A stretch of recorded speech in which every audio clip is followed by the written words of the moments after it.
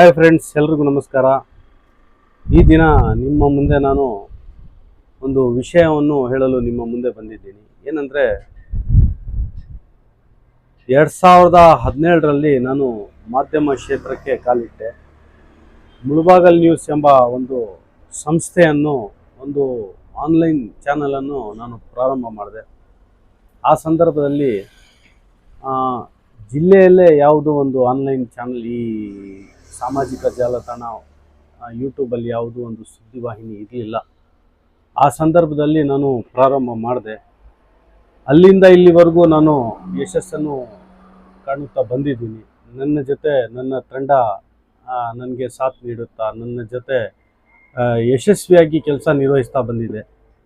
ಈಗ ನಿಮ್ಮ ಮುಂದೆ ನಾನು ಒಂದು ವಿಷಯ ಹಂಚಿಕೊಳ್ಳಲು ಬಂದಿದ್ದೀನಿ. ಏನಂದರೆ, ಇದರ ಜೊತೆಗೆ ನಾನು ಒಂದು ಚಿಕ್ಕದಾಗಿ ಒಂದು ಬೇರೆ ಕೆಲಸ, ಅಂದರೆ ಈ ಪತ್ರಿಕಾ ರಂಗ ಬಿಟ್ಟು ಒಂದು ವ್ಯಾಪಾರ ವಹಿವಾಟು ಮಾಡೋಣ ಅಂತ ನಾನು ನಂದಿನಿ ಪಾರ್ಲರನ್ನು ಮುಳಬಾಗಿಲು ನಗರದಲ್ಲಿ ಪ್ರಾರಂಭ ಮಾಡಿದ್ದೀನಿ. ಸುಮಾರು 4 ತಿಂಗಳಾಗಿದೆ.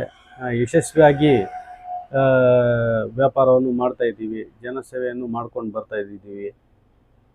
ನಿಮ್ಮ ಅಭಿಪ್ರಾಯವನ್ನು ತಿಳಿಸಿ. ಯಾಕಂದರೆ ಬರೀ ಒಂದು, ಅಂದರೆ ನಮಗೆ ಯಾವುದೇ ಸ್ಯಾಲ್ರಿ ಇಲ್ಲ. ನಾವು ಮಾಡ್ತಿರುವ ಮಾಧ್ಯಮದ ಕೆಲಸದಲ್ಲಿ ನಾವು ಮೀಡಿಯಾ ಕಂಪ್ನಿ ಅಂತ ಒಂದು ಪ್ರಾರಂಭ ಮಾಡಿದ್ದೀವಿ. ಮೀಡಿಯಾ ಕಂಪ್ನಿಗೆ ನಾವು GST ಕಟ್ಟಬೇಕಾಗುತ್ತೆ ಮತ್ತು ಅದರದ್ದೇ ಖರ್ಚು ವೆಚ್ಚಗಳು ಇರುತ್ತೆ.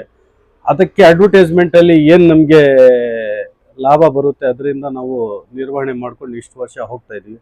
ಆದರೆ ನಾವು ವಾಸ್ತವಾಂಶ ಹೇಳಬೇಕಂದ್ರೆ, ಈಗ ಈ ಮಾಧ್ಯಮ ಲೋಕದಲ್ಲಿ ಮತ್ತು ವಿಶೇಷವಾಗಿ ಸಾಮಾಜಿಕ ಜಾಲತಾಣದ ಮಾಧ್ಯಮ ಇದರಲ್ಲಿ, ಈ ಆನ್ಲೈನ್ ಮೀಡಿಯಾ ನ್ಯೂಸ್ ಚಾನಲ್ಗಳಲ್ಲಿ ದಿನನಿತ್ಯ ಈ ಆನ್ಲೈನ್ ಚಾನಲ್ಸು ಜಾಸ್ತಿ ಆಗ್ತಾ ಬಂದಿದೆ. ಕಾಂಪಿಟೇಷನ್ ಜಾಸ್ತಿ ಆಗಿದೆ.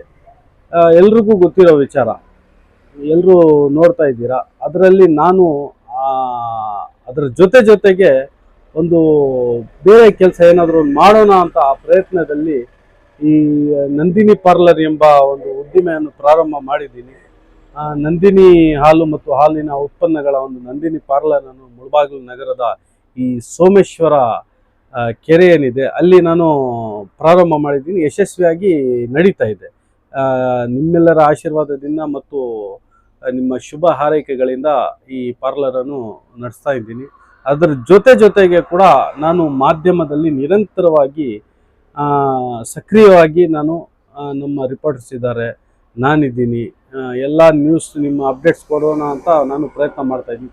ಮುಂದಿನ ದಿನಗಳಲ್ಲಿ ಇನ್ನಷ್ಟು ಹೆಚ್ಚಾಗಿ ಈ ನಮ್ಮ ಮಾಧ್ಯಮ ಲೋಕದಲ್ಲಿ ನಾವು ಬದಲಾವಣೆ ತಂದು ಪ್ರತಿ ಗ್ರಾಮಕ್ಕೂ ಭೇಟಿ ನೀಡಿ ಪ್ರತಿ ವಾರ್ಡಿನ ಸಮಸ್ಯೆಗಳನ್ನು ಎತ್ತಿ ಹಿಡಿದು ನಿಮ್ಮ ಮುಂದೆ ತರೋಣ ಅಂತ ಒಂದು ತಂಡವನ್ನು ಕಟ್ತಾ ಇದ್ದೀವಿ. ಮುಂದಿನ ದಿನಗಳಲ್ಲಿ ಇನ್ನಷ್ಟು ಅಪ್ಡೇಟ್ಸ್ ಏನು, ಯಾವ ರೀತಿ ನಾವು ನಿಮ್ಮ ಮುಂದೆ ಇಷ್ಟು ವರ್ಷಗಳಿಂದ ಅಪ್ಡೇಟ್ಸ್ ಕೊಡ್ತಾ ಬಂದಿದ್ದೀವಿ, ಇನ್ನೂ ಕೊಡ್ತೀವಿ. ನಿಮ್ಮ ಸಹಕಾರ ಅಗತ್ಯ. ನಿಮ್ಮ ಕಾಮೆಂಟ್ಸ್ಗಳ ಮುಖಾಂತರ ನಮಗೆ ಸಲಹೆಗಳನ್ನು ನೀಡಬೇಕಾಗಿ ನಿಮ್ಮಲ್ಲಿ ವಿನಂತಿ ಮಾಡುತ್ತಾ, ನನ್ನ ಈ ಒಂದು ಸಣ್ಣ ಒಂದು ಮಾಹಿತಿ ನೀಡಿದ್ದೀನಿ. ಅದಕ್ಕೆ ನಿಮ್ಮ ಅನಿಸಿಕೆಗಳನ್ನು ಕಾಮೆಂಟ್ಸ್ ಮುಖಾಂತರ ತಿಳಿಸಬೇಕಾಗಿ ನನ್ನ ವಿನಂತಿ. ಥ್ಯಾಂಕ್ ಯು ವೀಕ್ಷಕರೇ.